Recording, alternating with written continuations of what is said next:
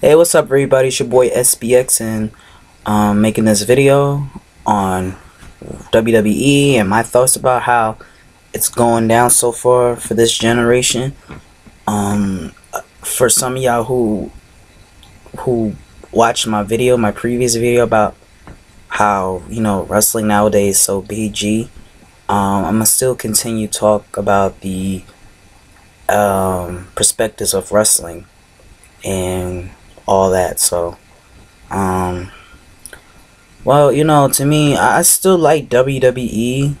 I just don't like the how it is nowadays as far as their script writing. I mean, it's still perfect, don't get me wrong, but it's getting a little bit cheesy.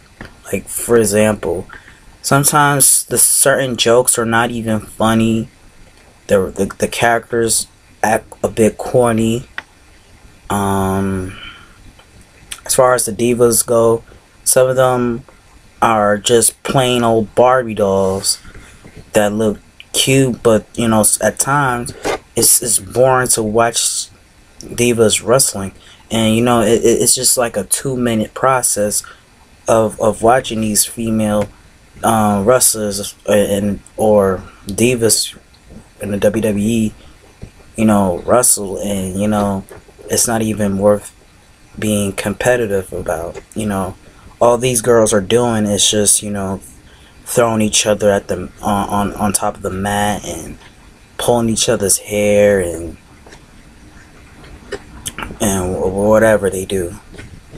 But to me, like, back in the early Attitude Era and in the early 2000s, we had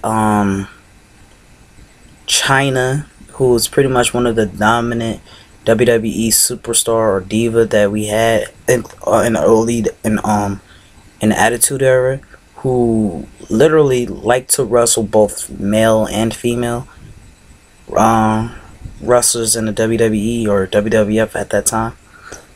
I mean, to me, I miss having those days where women were a bit aggressive and really know how to kick some niggas' ass. Also, Trish Stratus, who won WWE Women's Champion multiple times, and I think it sucks that they got rid of the Women's Championship belt and kept the Divas Championship belt, even though that's just a one-time only thing. But still, Women's Champion is the original title belt that they have, but it's whatever. Trish, as I said, Trish Stratus was the best, and Lita too. She's one of the best high flyers that we ever had in the early 2000s. When back when she first came out, she was with this Mexican wrestler named S.A. Rios, who pretty much controlled her and told her what to do and all that. And then when an episode of SmackDown, the early age SmackDown, when S.A. Rios went against one of the Hardy Boys, and pretty much the Hardy Boys beat S.A. Rios, and then all of a sudden when Lita was knocked out cold or whatever, the Hardy Boys saved her life, and then all of a sudden Lita was reborn again. And by what I mean is, like, she turned out to be awesome and become like the other Hardy Boys, just like the Hardy Boys. And I really do miss those days, to be honest, when Jeff and Matt and Lita Team Extreme was happening. And and to be honest, I'm a big Jeff Hardy fan. I even look up to him on the things he do. To me, I feel like he's an encouragement, even though he done some crazy mistakes. But I don't really see his mistakes. I see him as a creative, and I see his charisma, and he's pretty much a good individual who accomplished more of the things he did in life and the mistakes he's done so far, as going to doing drugs and going to rehab all the time. You know, I mean, it's just, you know, that's how life goes by with him. You know, he's just like us. He makes mistakes. He went through a lot of obstacles in life that, you know, made his life into turmoil. But, you know, he's doing the best he can. So stop criticizing the dude. He's still one of the best wrestlers we had in our generation. But enough about Jeff Hardy. The matches so far, like the pay-per-view matches, like for instance, like we had like Backlash, Unforgiven, and what's that? New Year's Resolution, and No Way Out. I mean, certain pay-per-view matches, or whatever they call, are still exist to this generation. But what really bothers me is that, like, when it comes to pay-per-view matches, they always call their matches at like just regular, like for example, TLC is all of a sudden a pay-per-view event, or Hell in a Cell, or whatever. But they're not. Some of them aren't even participating in those matches. Like, what I mean is, it's like, as I said, it's called Hell in a Cell, tables, ladders, and chairs, or what's the name of the other match? Extreme Rules and all that. They don't really make it for everybody to actually be in the match. It's just like they do whatever matches they feel to please to do. I mean, I don't really watch pay-per-view matches like that. I never even watch one, to be honest. But it's just that I hate how they should just keep it the old-fashioned way, making it as just a match, not just the whole event that nobody's not going to risk their lives doing. You know, it's just, my thing is, it's like Hell in a Cell, like back when Undertaker, Mick Foley, Shawn Michaels, Triple H, and etc., who participated in those matches. The Hell in a Cell that I remember back in the days was excruciating. And like Mick Foley had to fall off 16 feet of the air and crash into the announcement table, and pile driving on top of the cage and got his ass, busted his ass, falling down on top of the mat, and, you know, falling into thumbtacks, or putting some of his opponents and putting them in the thumbtacks or whatever. I mean, my theory is just like, you know, Hell in a Cell is not aggressive anymore.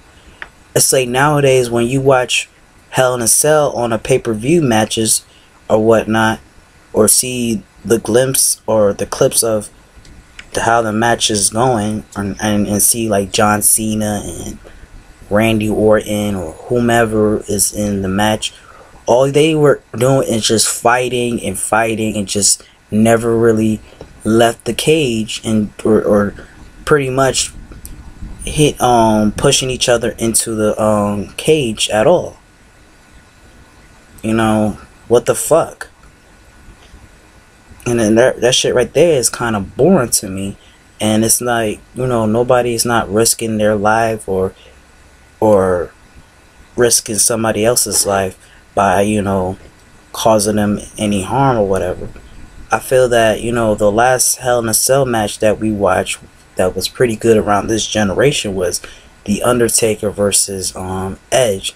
And I saw it on YouTube a few years back, and, you know, that was a pretty good match. But it's just, you know, the cage wasn't tearing. I mean, it was tearing apart, but I just wish that, like, they was on top, like, they was climbing up top of the cage, and the cage, on the top of the cage was, like, you know, broke down, and they just fall and bust their ass, and, you know, maybe break a back or break their back or leg or any other ligament. I just, nowadays it's just, how can I say? It's just nowadays you use any object, hit your opponent, or do your special, pin them, do submission, and you just automatically win the match. That shit right there is boring. As far as TLC goes, excuse me. I mean, of course, all you gotta do is, get the title belt, climb up to the ladder and get the title belt that was hanging up in the ceiling. But the very first TLC match I remember, what was it, WrestleMania or Survivor Series or something? I just know it was the Hardy Boys versus the Dudley Boys versus Edge and Christian, and they were true veterans of TLC. They gone through a lot of fucking pain just to get that title belt, and Edge and Christian were the ones who pretty much succeeded through almost all the TLC matches, tables matches. The Dudley Boys were best at doing that. That was their specialty. The Hardy Boys were the best at ladder matches as well too, especially Jeff Hardy. It's just the guy is a daredevil, and again, that's another thing that I admire about him. It's just that guy is very risky.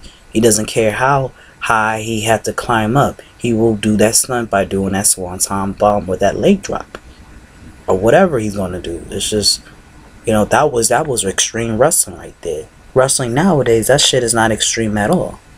I don't mind watching it, but I'm just being real with you. That shit is just not real right there. But I want to continue making this video, so consider this as part 1 of this video, and I will get to the rest of the scoots later. So make sure you comment, give me your thoughts about it. Just make sure you subscribe me and my channel, and just rate what you think of this video. So part 2 I will make in a few. So peace and God bless.